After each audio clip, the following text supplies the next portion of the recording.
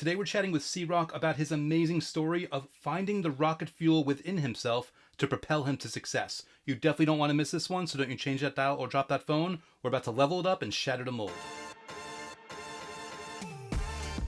Question. In a world where groupthink is the norm, others want what you've earned, and thinking for yourself will get a target painted on your back, how do you flip the script and level up your business, your money, relationships, your health, your status, and your life? That is the question, and this podcast will give you the answers. My name is Andrew S. Kaplan, and it's time to shatter the mold.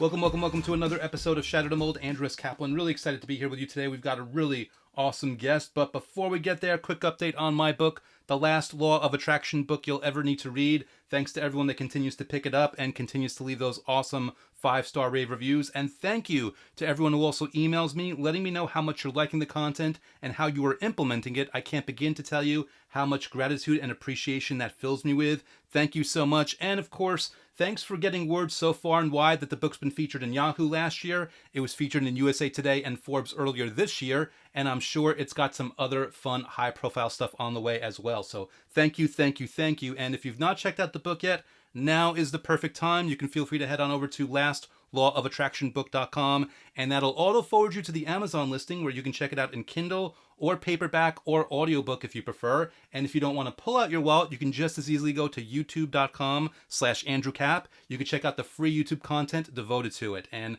I've got a lot of fun stuff there. I feature interviews with law of attraction experts. I teach new methods and a few other fun surprises as well. But with that said, let's dive straight in. We're going to talk with C-Roc here. I'm going to switch mics and we're going to begin our conversation. All right, so I am super excited for today's guest. In fact, I know the direction that we're going to go down is going to be an unexpected yet fun and enlightening one, because we've got the author of Rocket Fuel. We've got the co-founder of Blueprinted. We've got the host of the Top 100 podcast, What Are You Made Of? We've got Mike C-Roc. C-Roc, how you doing, my friend? Thank you so much for being here, and welcome to Shatter the Mold. I'm doing great, Andrew. Great to see you again. And just want to express gratitude for having me on. I love to start with gratitude. It changed everything for me in my life when I started doing that. So every interview I go on, I start with that. So thank you. And thank you to your audience for showing up to listen. Nice. I think you and me are on the same page about gratitude for sure. And I'm really excited. I want to talk to you about Blueprinted. But before we get there, just to ask you real quick, you've got a book, Rocket Fuel. And I was wondering, what exactly was the inspiration behind it and who you're looking to reach with it? Yeah, so there was a lot of things that went into it, but mainly I realized that I needed to share my story after having a podcast, after seeing Pete Vargas share his story on 10X Growth Con stage. That really started to get my mind working. I heard him tell the story about him and his father's relationship, and I have a similar situation. And I didn't even know people cared about hearing your story about your family life and all. To me, it was kind of embarrassing growing up around a lot of broken people, a lot of conflict, broken marriage, and then dealing with abuse coming from different people in that realm. So I didn't want to ever share that. Plus, I didn't think anybody would care. But Andrew, what I misread, or what's the word I'm looking for? Underestimated, was the power of sharing your story and how it can impact millions and millions, maybe even hundreds of millions of people. So once I started realizing that, I'm like, holy cow, man, I've been wasting so much time not sharing this story. So I started sharing it, 1, 2, 5, 10 people. And all of a sudden everybody was inspired. And I'm like, wait a minute, I need to reach more people. I need to go for the millions. And so not that a book necessarily right away will do that, but it's just one leg of the trip. And so that's how, got going. And then as far as Rocket Fuel goes, I'll get into that too, if you want that part. Yeah, man. Well, yeah. What was the inspiration? Because I think that's a great title. Yeah. So growing up in that broken home, I lived with my mom till I was 8, and would go to my dad's house every other weekend. And my mom decided to get married for the 3rd time, and I didn't want to move into another man's house, learn another man's rules. So I decided to give my dad's house a shot and live with him full time and go to her house on every other weekend. And I broke her heart, made the decision, and she let me go. And my dad was on to his 2nd marriage. And, I thought everything would be great. So I did. And by the end of I don't know how long it took, but eventually there was a lot of conflict coming from the parents and my step parents, my mom and stepmom fighting and this and that, and it all poured down on us kids. And a lot of people don't realize when parents fight and don't act like adults, the kids are the ones that really get the impact. So I dealt with a lot of abuse during that period of time, and mostly mental and psychological abuse, threats. I used to sleep with a baseball bat when I was 9 years old because I was just scared, man, based on what I was hearing and seeing. And so I went on for about 3 years, and I decided at one point this isn't ordinary. As a kid, I'm like, this isn't normal. I thought it was normal at first, like everybody goes to, but it wasn't. A lot of times when you deal with something all the time, you become accustomed to it, and you think it's normal. And so I realized it wasn't, and I shared with my mom what was going on, and she decided to file court papers to get custody. But she did tell me prior to doing that that I needed to stick to my guns before I did that. That I had to not let her get hung out on a limb to dry when she goes to the courts, and then me change my mind. She said because when people like when you believe in something, people are going to try to talk you out of it when they have their own agendas. So I remember her saying that, and so I remember being like, "Man, I got to be stubborn, like stick to my guns." And that's a lesson that stuck with me throughout my life. Mm. So finally, after weeks and weeks went by, I was waiting for my dad to get these papers served to him. I came home one day from school, and the tension in the room was just thick as, you know, thick can be. And I knew something was up, and he told me to go to my room. And my dad was my hero, Andrew. He had a masonry business, brick, block, concrete. And if you know anything about construction guys, especially Italian guys, they don't carry a wallet. They carry a wad of $100 bills around in their pocket, and no wallets. And he had a rubber band around that wad. He used to show it all the time, and I thought that was the coolest thing, man. I looked up to him for that, and as hard a worker he was. He had rough hands and big forearms. And when he came back to my room with those court papers, confronted me about what was going on. He acted like he was shocked. He must have been in denial of what was really going on there. But at the end of the day, he reminded me about my mom and how poor she was, and the fact that she was under her third marriage, and throwing all these things, painting this picture to this 11-year-old kid. But I remember what my mom said. She said, "Stick to your guns. They're going to try to talk you out of it." So I didn't get into discussion with him. I just basically said, I'm committed. I made my decision. And he said, "Okay, if that's the case." And he takes that wad out, peeled one off, crumpled it up, and threw it at me and said, "You're going to need this then when you're living on the streets with your mother one day." And at that moment, I know a lot of people go through that. There'll be different things that would go through people's minds. My thing was, "Oh yeah, I'll show you that you're not painting my future. That ain't happening." And so for 30 some years, I've been driving off that little spark, that little challenge my dad gave me. When things got tough, not letting him win. I got to keep pushing. When things were going good, I got to take it to the next level because I don't want him to win. And so I didn't really realize I was doing that. I was doing it more subconsciously until about 2 years ago. Um, my stepfather, George, that stepped in for my father when I was 11. That's another story that's in the book. He passed away of a heart attack. And at that time, I was 40 something, early 40s, and I had to figure out what's going on in my life right now. Like, what is going on in my life that I was still able to elevate, and no matter what happens to me, screw ups on my part, people let me down, discourage me, haters, what you name it. Why am I keep elevating no matter what? There's something there, and I got to figure it out. So I did a little bit of self-awareness of what's going on, and I found that I was taking everything that would normally stop you or slow you down. I was storing it in my tank instead of my trunk where it would weigh me down. And I was converting everything into rocket fuel for my future to become unstoppable. And once I realized that, I'm like, whoa, dude, this is so powerful. It's a law, like John Maxwell's leadership law. This is a rocket fuel law. This works. And I showed other people, and it works for everybody. So I'm like, I got to write a book about this. And that's how the concept came up. And I just realized that when it works for me, I got to make sure that it gets out to everyone. Wow. Really inspiring stuff. And I I could see why your podcast is called "What Are You Made Of," and I can even see why, of course, rocket fuel. That makes a lot of sense. And the really cool thing is, obviously, what you're talking about. It doesn't have to be an entrepreneur story. It happens to be right now, but everyone goes through different things, and they've got to respond in a certain way. But part of what you're doing here is you're taking, creative endeavors. You're putting, you're putting your, a lot of sweat equity into what you're doing. You're building businesses. You're building the podcast. You're writing the book. You're going all out, and I've got to commend you for that, because a Thanks, lot man. of people, they'll take negatives and they'll almost enhance those and magnify them, where it seems like you're just twisting it around and making a positive no matter what. Yeah, I mean that's what it's all about. I mean, look here, we're on this planet, right? And we have a choice to live or die. Hmm. And so if you want to live, you got to deal with everything that comes your way. All the experiences that you experience in life are part of living. So, that's the thing. And I'm not going to curl up in a ball, even though I felt like it sometimes. I'm not going to Hmm. back down. I'm going to go fight. And most of the time, what it comes to find out is that the fight isn't really a fight in the first place. It's just a lot of stuff built up in your head. Yeah. And I've mastered this, man, and I want to get it out to people so that they can become unstoppable. My mission is all people are unstoppable to live in the life of their dreams. I So love I it. filter everything through that mission. And I'm just fired up about it, man. And everything I do has changed since I've been aware of this rocket fuel law.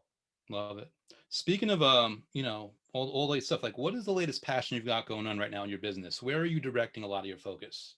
Well, I just launched the book about a week ago. It hit bestseller on Amazon, which that's just one step in the journey. But um, really, I'm leaning heavy into the tech space because I realized how powerful tech is, scalability, impact, reachability. And so what we're doing right now is we're launching a product, co-founded a product called Blueprinted. And if you think about people buying digital video training courses from coaches and consultants and all that, for the most part, I would say they're ineffective, or the people that are taking them are not effective taking them. And we Mm, got to blame it on the people, right? Not the inanimate object. But the formula of doing a video course and then hoping somebody gets something from it is not efficient. And I think it's about 83%. I think the number was 83.2, I think, percent of people don't complete digital training courses when they buy them. So that means the people that are putting these out, if they're good marketers, they're making money, but they're not concerned with the success of their student or their client. And to me, I saw that as a big ethical problem. So I did a list of why these things aren't effective. By the way, I have a digital course. I bought digital courses, so I'm familiar. And I found that people don't pay attention. They get bored. They get distracted. They don't retain the information. Or if they do complete the course, the first thing they think about is, what do I do next? mm, What's the first step? What's the second step? How many steps are there?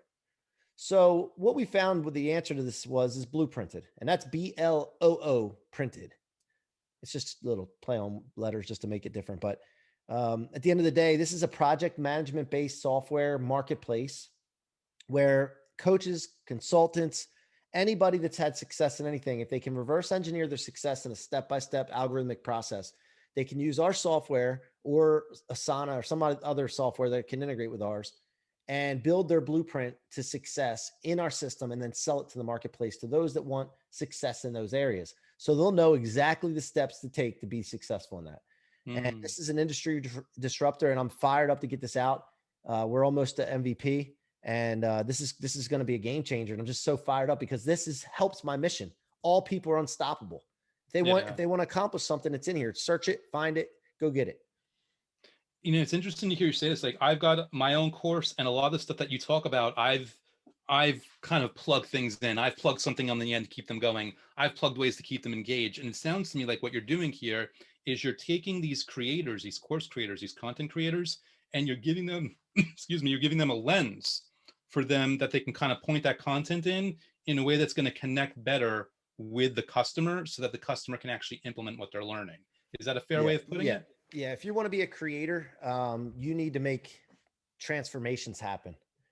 Because here's the thing: to buy the digital course doesn't work for them. They don't work, whatever the case is. They're not going to come back to you. Mm, So how can you make them come back to you? You need transformation. Well, the transformation comes from blueprints. got it.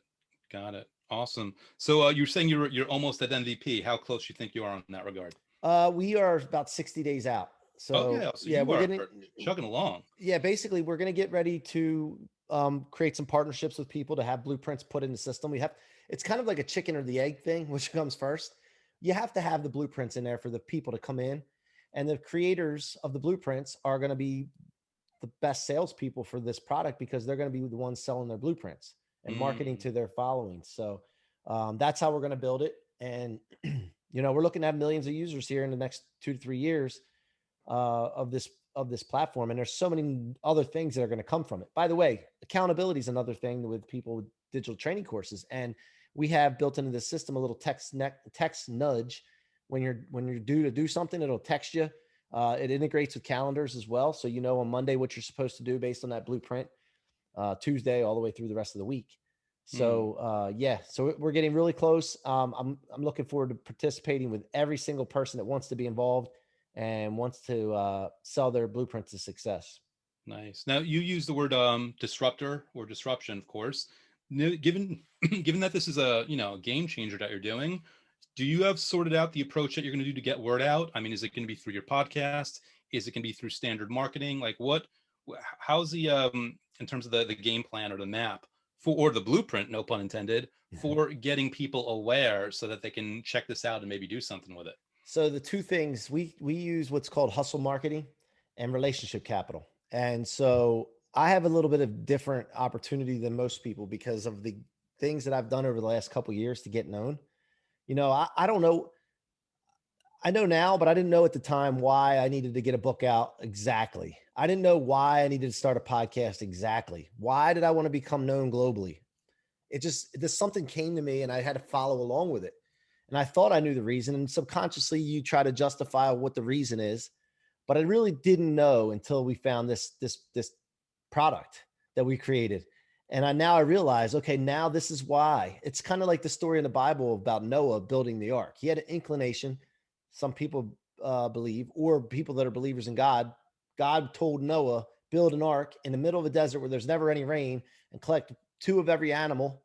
Put your family on this thing. It took 100 years to build. Just listen to me. Just trust me. And everybody laughed at him, ridiculed him, and he still did it anyway. And then by the time he was finished, he realized what all this was for. It was because it was getting ready to rain 40 days and 40 nights, and it was going to flood. And in order to survive, that's why he needed to do that and listen. So I needed to listen to my inclinations, my intuition. Something was telling me I need to get known. I'm not playing a big enough game. And here it comes to find out this is how we're going to market it. I've made connections with some of the biggest names that have the biggest followings. You've done a great job, by the way, with building your following. It's how, when you launched your book, I mean, that's phenomenal. Thank you. I've made connections with people like you. And those people are going to want to use this system to connect with their audience more and have transformations. And then that's how we're going to market. We're going to allow the people that build the blueprints to market it. Love it. It's like, because you were talking about the chicken and the egg before, you basically were farming the chickens and the eggs without realizing you were doing so, just by being who you were, just by going about your business. So It almost feels like, and I want people to hear this next entrepreneurial venture for yours is the next step in who you are and what you've been doing. It's just this next logical progression that's perfectly in line with who you are and perfectly connects with how you've run your business up until now. Yeah, it's amazing how things work when you have a mission. Here's where it starts, though. You have to be really, really clear on your core mission. Like your core mission is kind of general in a way, but everything can be filtered through it. Like mine is all people are unstoppable to live in the life of their dreams. So if I had that, and then every day as soon as I wake up till when I go to bed, I live through that. Everything comes in line from the people that you meet, from the people that you spend most of your time with, the activities you do, the thoughts that run through your head, the feelings that you have. I can continue to go on and on and on. The job that you have, whatever it is, everything is aligned and your life is so much better. And by the way, this is a big deal. So if you're taking notes, write this down because this is so important, because when this happens, by the way, you will have people exit your life. And it may be people that are close to you. It may be people that work for you. It may be people you think you need. But I've experienced this over and over again. And you'll still get a feeling when they leave you, whether they quit or they just don't come around anymore, whatever it is, you'll still get this feeling like, well, at least I do. Oh, man, like they're giving up on me. But they're not giving up on you. They're giving up on the mission that you chose to serve, and they're giving up on themselves to follow that mission. So it's very important to not give up on your core mission because other people do. Yeah, I love that. I've never said this before, but I was inspired to say it now. It's almost like your birthday messages change. The people that leave them and the way they leave them. And that in and of itself, you might see people are removing themselves from your life. Just that's one example of many, but also people that are less responsive.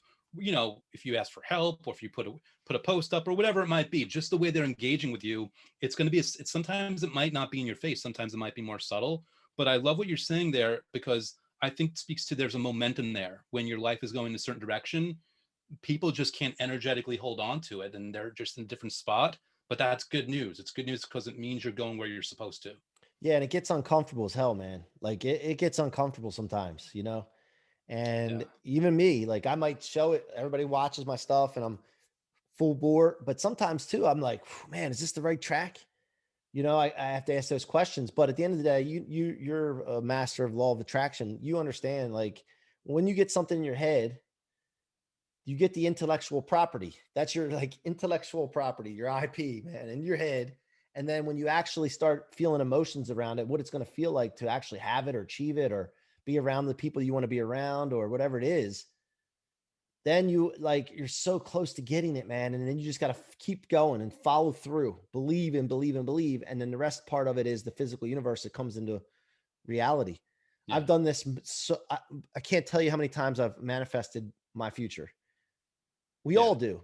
I mean, how many times I'm aware of it? We all do, right? Like the people that are not really realizing it are drifting and they're creating their own future, but they're just where they are, right? So we have this power available to us. And I would say 99% of people everybody has the power. They just, man, they just go with the wind blows. Yeah, and to pay you a quick compliment, I think when people are on a roll, they also tend to get ideas like blueprint. Like you've already been doing this entrepreneurial thing, but now it's like this next evolution, and this idea just came to you through your momentum. So Yeah. I think Yeah. it's important for people to look at an example like yourself and say, okay, like, who knows what form it's going to take? It might not even be a business idea, it might be something else, but inspiration will come, new vantage points, new points of view, new understandings, new insights. All those things will kind Relationships. of click into place. And that's the feeling and the message I'm hearing off of you as you're describing this. Yeah. Well, let me tell you the real quick that relationships too, because the guy that's my co-founder, the guy behind Sela Labs, who builds tech products for non-tech entrepreneurs, Jared Yellen, I met him on Instagram by doing my thing that I'm doing, DMing people, messaging people, strangers, total strangers, cold calling, I call it. And then connected with him and did an Instagram live. And we realized how much in alignment we were. When you know your alignment, you can search out other people that align with you. If you don't know your core purpose or mission, you don't know who to go after. And him and I connected like this, and we complement each other like perfectly. He's just an awesome dude, and we're growing something big, and he's growing something big. And man, I just can't. I'm so excited about it, just Yeah, man, I because could tell. when you're in alignment, man, it feels good. I could tell, man. I love how much you've got going on here. I love how you're keeping up to speed with where your inspiration is taking you. Now, with that in mind, you have all this on your plate. If people want to connect with you, they want to learn about you, they want to learn about what you got going on. What is the best way or ways for them to do so? Yeah. By the way, if you have a tech idea and you're an entrepreneur and you don't have any resources or know-how or nowhere to go, DM me on Instagram at Mikey C-Roc, Mikey CROC, or LinkedIn, whatever. Find a way to message me. You can Google me. I'm on all social media platforms. Message me if you have an idea. Don't think if it's stupid. Don't just come to me. Reach out because I want to help non-tech entrepreneurs co-found tech companies. And we're going to, my goal is to get 100 companies in my portfolio where I've helped non-tech entrepreneurs in the next 5 years. So I that love number might be too low. I'm finding out, it. but because we're getting a lot of interest. So yeah, that's where to We'll find see where me. it goes, right? So Yep. what I'm gonna do, C-Roc, is I'm going to take LinkedIn and your Instagram social media handles.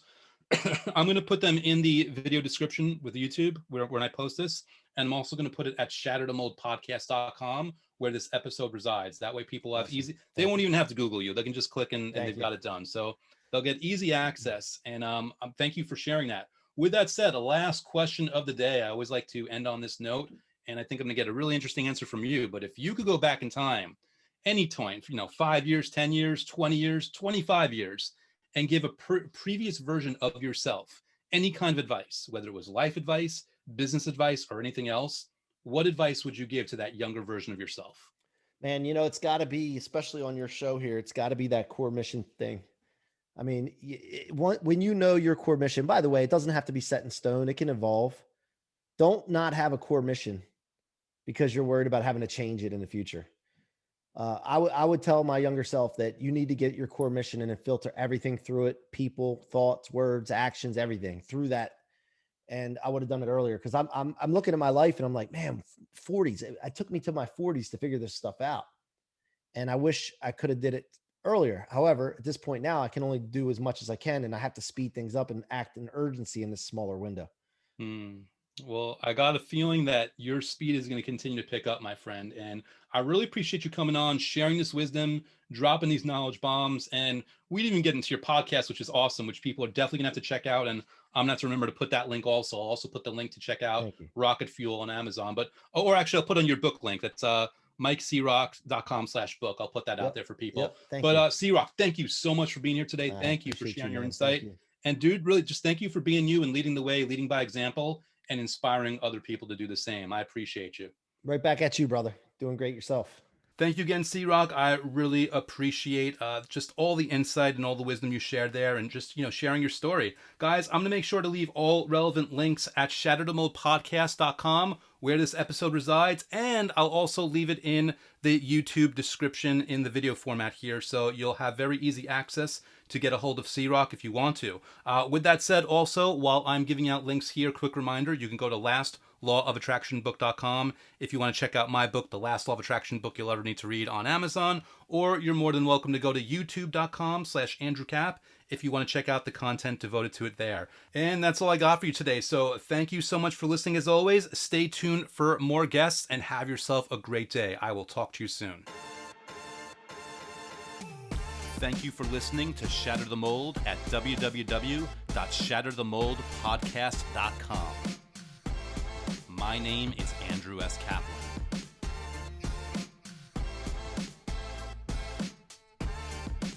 My name is Andrew S. Kaplan, and it's time to shatter the mold.